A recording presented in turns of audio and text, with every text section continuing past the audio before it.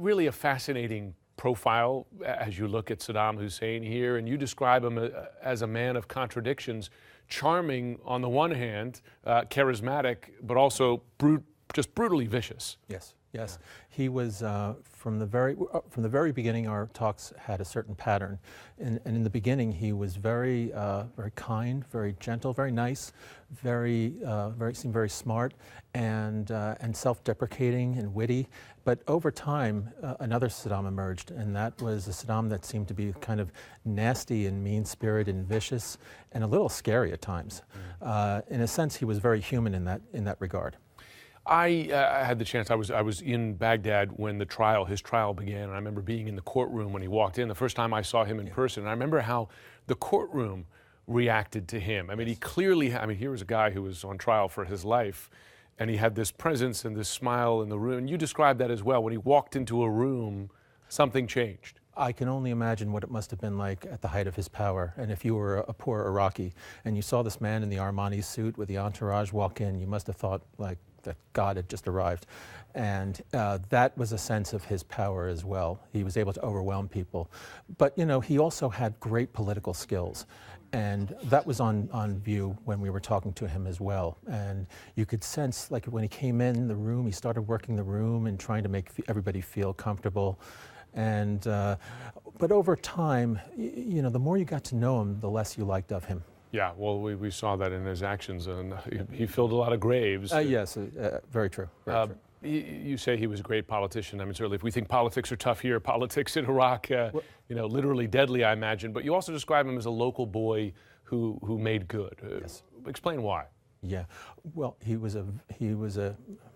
came from Tikrit, which was really nothing much of anything. It was a very small town, and one of the things that happened throughout his lifetime was that he was a poor boy who rose to the top of his profession, and everybody always underestimated him. And people just thought that he was a nobody, and then he managed, that was one of the ways he managed to get the better of people. And, you know,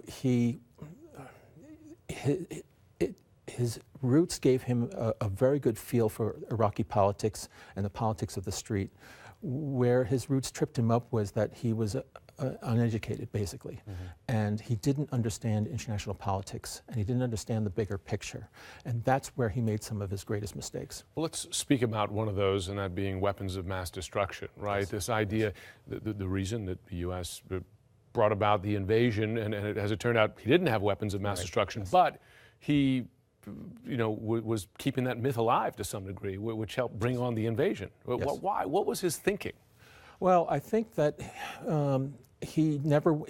Saddam was one of the most secretive men I'd ever met in my life. Even in prison, he would always answer a question with a question of his own. And, you know, I think that he viewed any sort of weapons program of his as a national security secret and something that he should not be telling others.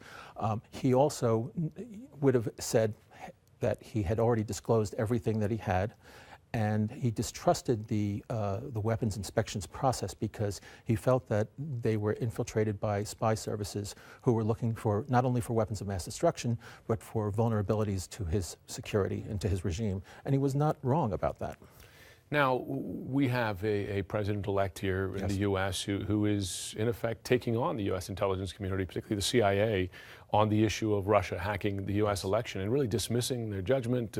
And Donald Trump, in his tweets, has called out the CIA for getting it wrong on WMD in Iraq. From your perspective, 13 years in the agency, how dangerous is that? How damaging is that to have the president pitted against the intelligence community? I am deeply disturbed by that development, and I hope that somehow they're able to work things out. Both sides need each other. If you have a wall, I don't want to use that metaphor with Donald Trump, but if you have a wall that arises between the president and his national security community, particularly his intelligence community, the only people that benefit are our enemies. And that is something we can't allow to have happen. So President-elect Trump needs to take his briefings, and he also needs to get his briefings every day, and he needs to sort of embrace the intelligence community, and the intelligence community needs to serve him well. They can help each other if they work together. John Nixon, thanks very much. for your time. Thank you for having me. Fascinating book. Thank you.